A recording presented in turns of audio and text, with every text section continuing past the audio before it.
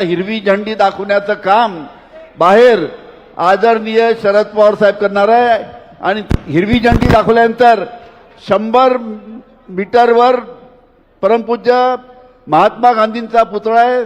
सर्वांनी रथाच्या मागे महात्मा गांधींच्या पुतळ्यावर व्हेरायटी स्क्वेअरला सर्वांनी रथाच्या मागे यावं ही विनंती करतो.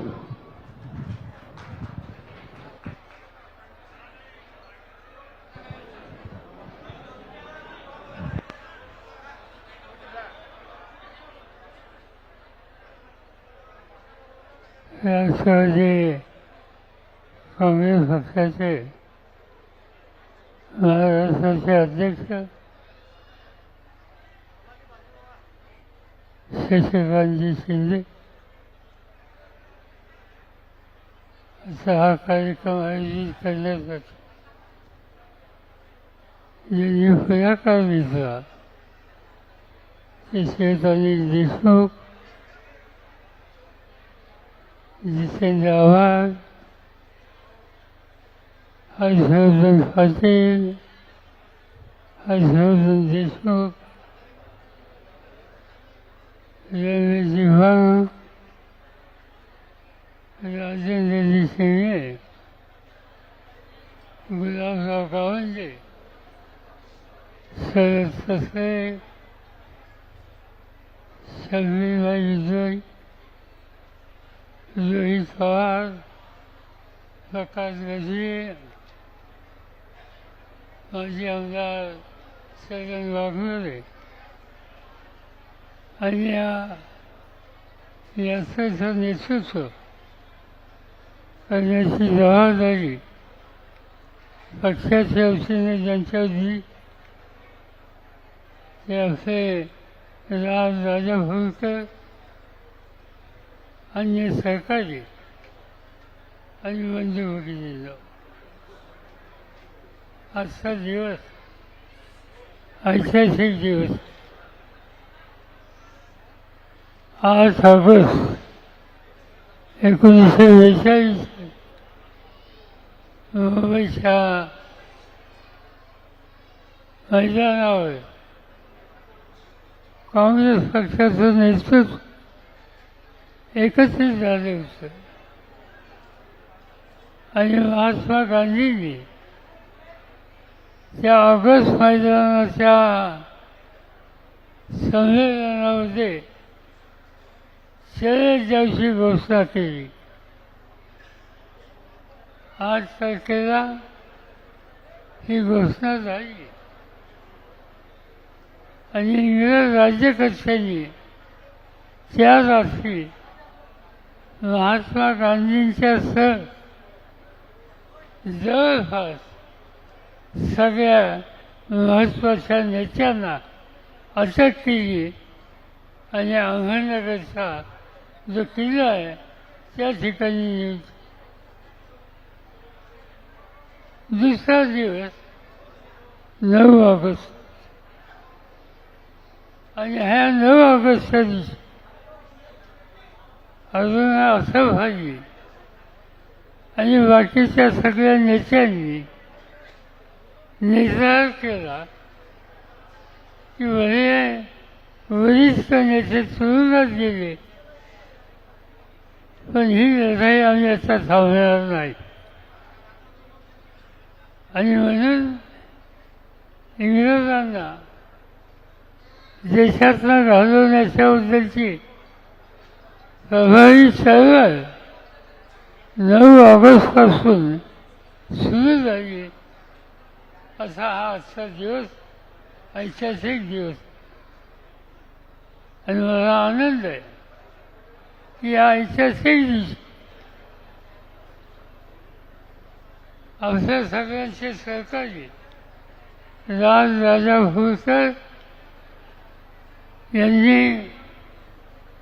ही मंडळच्या संबंधीची यात्रा संपूर्ण महाराष्ट्रात आयोजित करण्याचा निकाल घेतला. ही यात्रा 36 जिल्ह्यात जाणार आहे. ही यात्रा 358 तालुक्यात जाणार आहे. ही आता 14,877 किलोमीटर प्रवास करणार आहे. आणि म्हणून या 358 तालुक्यामध्ये ही यात्रा पोचल्याच्या नंतर या यात्रेचा उद्देश मंडळची आपली भूमिका आणि आज देशाचं राज्य ज्यांच्या हातात आहे त्यांची भूमिका ही सामान्य लोकांना समजून सांगण्याचं काम हे यात्रेमध्ये करायचं. आणि म्हणून जरी राजा फुलकर याचं नेतृत्व करत असतील तरी तुम्हाला सगळ्यांच्या गावामध्ये तालुक्यामध्ये ही यात्रा येण्याच्या आधी या यात्रेचं मोठ्या प्रमाणावर स्वागत करण्याची सगळी जबाबदारी तुम्हा लोकांच्यावर आहे आणि ते काम सुरू करायचं. कशासाठी करतो? कोण म्हणजे त्यांनी काय विचार दिला?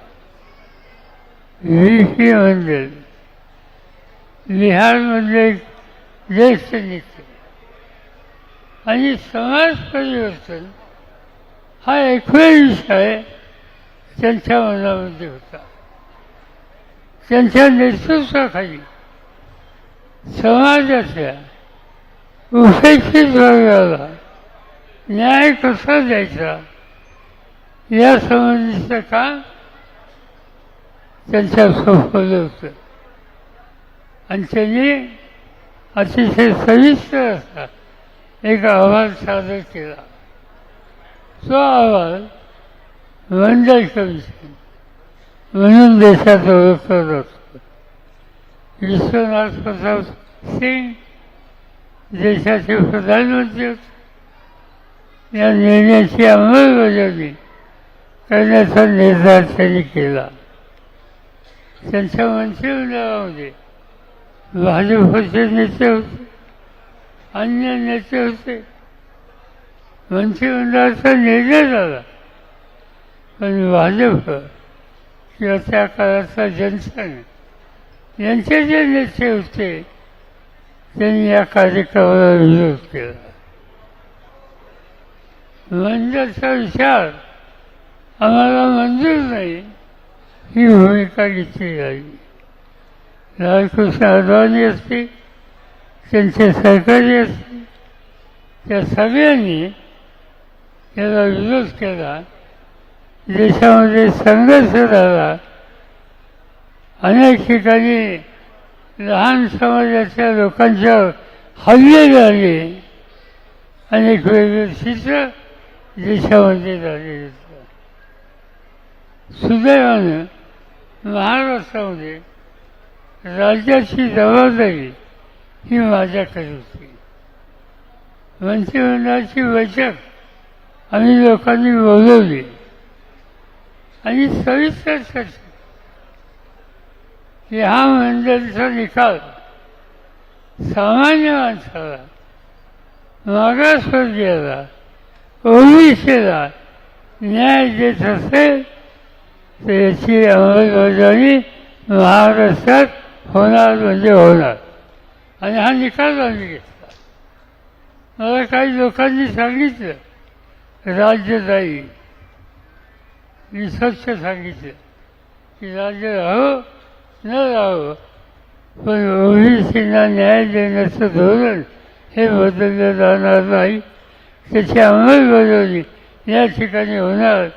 राज्य गेलंच तर चालेल पण ओबीसीला न्यायाची भूमिका आम्ही लोकांनी सोडायची नाही हा निकाल घेतलेला होता. आणि मला आनंद आहे की महाराष्ट्रात हा निकाल घेतला तो लोकांनी स्वीकारला. इथे दंगल झाली नाही. अन्य राज्यात दंगली झाली, इथं स्वागत झालं. हे स्वागत का झालं त्याचं महत्त्वाचं कारण एक नेतृत्वाची आणि समाज परिवर्तन याला प्रोत्साहन देणाऱ्या मान्यवरांची एक मालिका या राज्यात होऊन गेली होती. आपण नेहमी शाहू महाराजांचं नाव घेतो. या देशामध्ये राजे अनेक होते, पण राजा आपली सगळी सत्ता लोकांच्यासाठी वापरणारा राजा हा प्रश्न उपस्थित केला तर एकच नाव पुढे यायचं, ते म्हणजे शाहू राजा. आणि त्याचा उल्लेख मगाशी आमचे खासदार वर्ध्याचे आम्हाला त्यांनी उल्लेख या ठिकाणी केला की महाराष्ट्र असं राज्य होतं आणि शाहू महाराज असे राजे होते की आपल्या राज्यामध्ये नोकरीसाठी जेवढ्या जागा असतील त्याच्या 50% जागा हे ओबीसींना द्यायच्या हा निकाल त्यांनी घेतला आणि तो निकाल त्यांनी राबवले. आणि म्हणून आपण शाहू महाराजांचा उल्लेख करतो. महात्मा ज्योतिबा फुले उभं आयुष्य उपेक्षित समाजाचं त्यांनी घालवलं. शिक्षणाचे दरवाजे लहान घटकांच्यासाठी खुले केले, स्त्रियांना प्रतिष्ठा दिली. आणि म्हणून शाहू महाराजांच्या नंतर आपण महात्मा फुलेंचं नाव घेतो.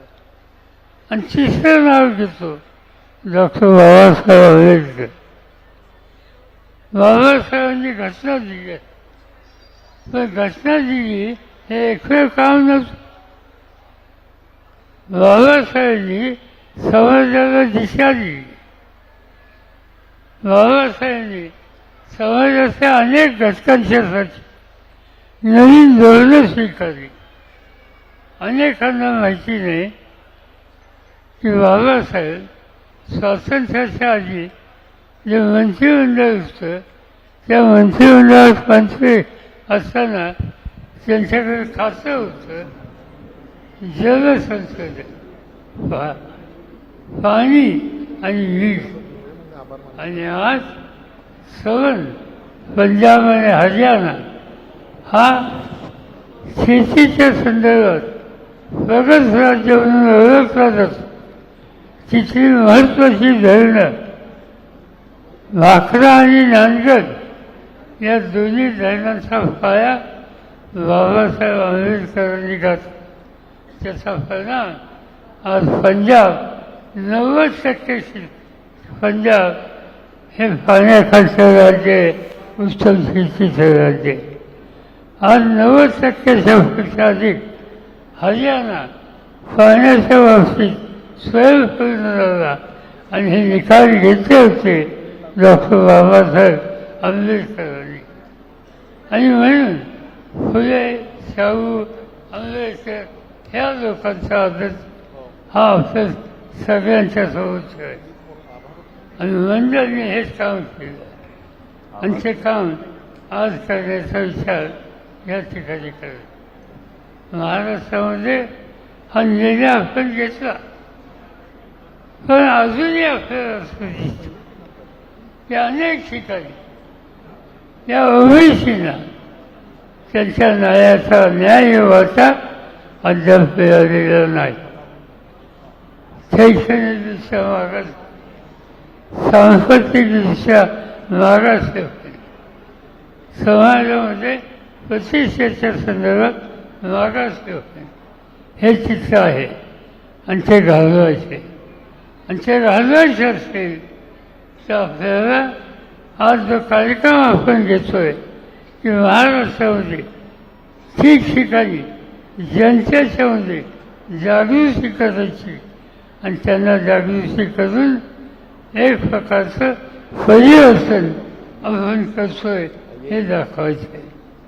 आज आपण हा कार्यक्रम हातामध्ये घ्यायचा निर्णय घेतला. काही लोकांचा विरोध आहे, ते बोलताना वेगळं होते, पण विरोध होते. पण हा कार्यक्रम राबवण्याच्या पर्याय नाही. आज महाराष्ट्र शैक्षणिक क्षेत्र असेल, औद्योगिक क्षेत्र असेल, विकासाचं क्षेत्र असेल, या सगळ्या ठिकाणी पुढे न्यायचं असेल तर मंडळी केलेल्या शिफारस ज्या आपण स्वीकारतोय त्याची अंमलबजावणी आज या ठिकाणी करायची. आज कास्तकाराचा प्रश्न या ठिकाणी काही लोकांनी निर्देश केला. शेतकऱ्यांची अवस्था वेगळी आहे. शेतकऱ्यांची आता अस्वास्थ्य आहे. मला आठवत आहे, मी देशाचा शेतीवंशी होतो आणि शेतीवंशी असताना एक दिवशी माझ्याकडं नागपूरचा अधिकाऱ्यांचा अहवाल आला की विदर्भामध्ये शेतकऱ्यांनी आत्महत्या केली. मी अस्वस्थ झालो. देशाच्या कोट्यावधी लोकांचा भूकेचा प्रश्न जो बळीराजा सोडवतो तो आत्महत्या करतो. का करतो ती चौकशी केली. कर्जबाजारीपणा हे कारण कळलं. मला दिल्लीमध्ये स्वस्त बसवेल. मी सरळ गेलो. प्रधानमंत्री होते मनमोहन सिंग आणि मनमोहन सिंगांना सांगितलं की विदर्भामध्ये यवतमाळ जिल्ह्यामध्ये आत्महत्या केल्या आणि आपण जाऊन शेतकऱ्यांची स्थिती काय ती समजली पाहिजे. तातडीने गेलं पाहिजे. मला आनंद झाला की मनमोहन सिंगांनी सांगितलं उद्याच्या उद्या जाऊ. आणि त्या दुसऱ्या दिवशी दिल्लीहून नागपूरला आलो आणि नागपूरवरनं वर्ध्यावरनं यवतमाळ जिल्ह्याच्या एका कुठल्याच्या गावामध्ये तिथं शेतकऱ्यांनी आत्महत्या केली होती. आणि दोघंही त्याच्या घरी गेलो. विचारलं, माऊली रडत होती. तिला विचारलं तुझ्या नवऱ्याने का असं केलं.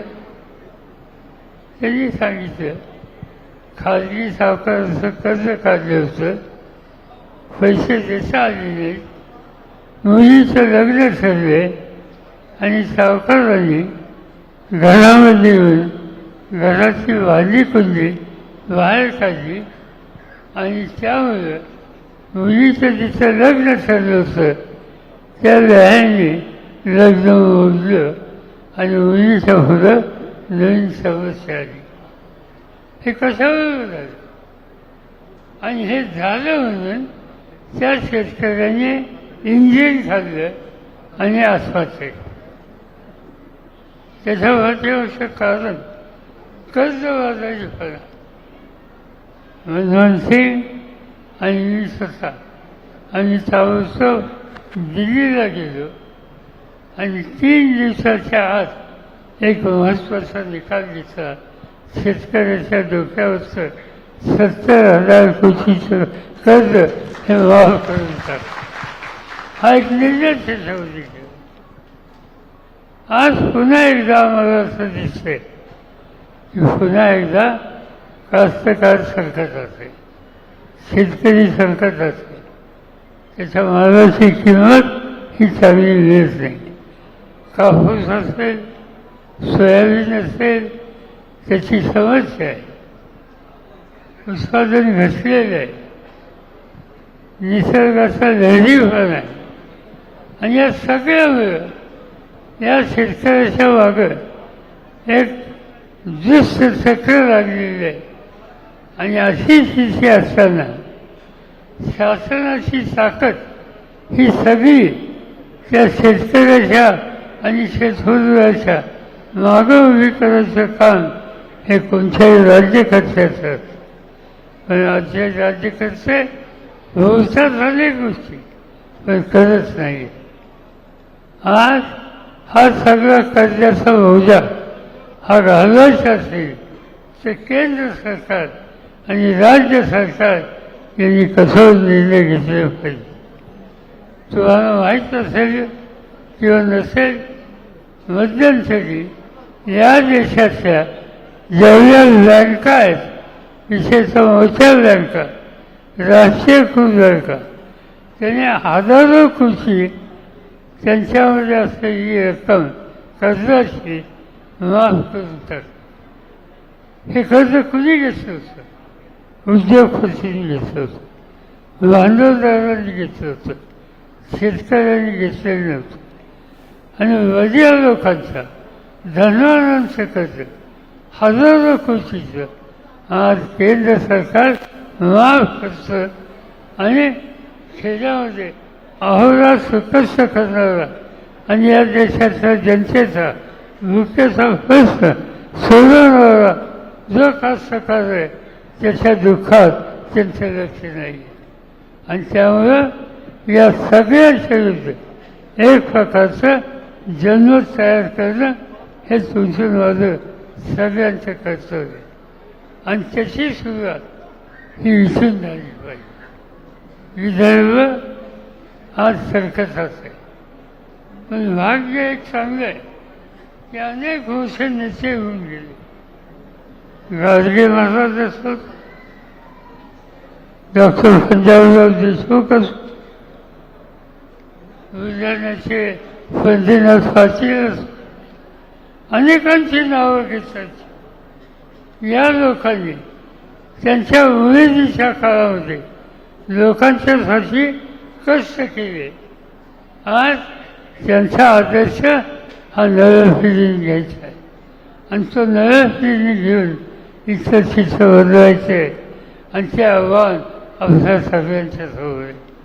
आणि त्या आव्हानामध्ये लोकांना जागा करायचं असतं तर हा जो कार्यक्रम मंडळ यात्रेचा घेतला आहे तो घरोघर पोचवणं, त्याच्यावरच्या उद्देश सांगणं आणि शेतकऱ्याची संकटातनं सुटका करण्याच्यासाठी वातावरण तयार करणं हे काम तुम्हाला मला सगळ्यांना मिळून करायचं आहे. त्याची तयारी आपण केली पाहिजे. माझी खात्री आहे की तिथं उद्योगाच्यावर राहणं. मी अधिक बोलून आपल्याला वेळ घेतलं मोठ्या संख्येनं आपण इथे जाऊन या कार्यक्रमाला पाठिंबा दिला. मी एवढंच सांगतो की तुमच्या प्रत्येक तालुक्यात हा कार्यक्रम राबवायचा ज्या दिवशी प्रसंगी त्यावेळेला सवन समाज जागे करा. माझी खात्री आहे की इथून सुरू झालेले हा विचार महाराष्ट्राच्या कानाकोपऱ्यात पोचेल, देशाच्या कानाकोपऱ्यात पोचेल याची मला पूर्ण खात्री आहे. आणि त्यासाठी राजूरकर त्यांचे सहकारी जे कोणी कष्ट करतायत त्या सगळ्यांना आपण त्यांना मनापासून शुभेच्छा देऊ आणि या कार्यक्रमाचं यश हे सर्व देशात जाईल याची आमची काळजी घेतील एवढीच अपेक्षा आज या ठिकाणी मी करतो आणि माझे 2 शब्द सुरू. या सर्वांनी आहे तिथेच थांबायचं आहे. एक सेकंड. या यात्रेचं प्रमुख उद्दिष्ट म्हणजे वेगवेगळ्या समाजाच्या मानवाच्या मानवतेच्या मंदिराच्या लोकांना जाऊन सन्मानित करणं. त्यापैकी 2 प्रमुख लोक ट्रस्टची लोक या ठिकाणी आलेली आहेत, त्यांना आपण बोलवलेलं आहे. एक परमार्थ 1 विदर्भातला एक अत्यंत मोठं असं शक्तिस्थान आहे परमार्थ 1. त्यांचे नवनियुक्त संचालक हेमराज शिंदेकर साहेबांना सगळ्या नेते मंडळांनी पुढे आहे. शशिकांत शिंदे साहेब, आव्हाड साहेब, हर्षवर्धन पाटील साहेब, सगळ्या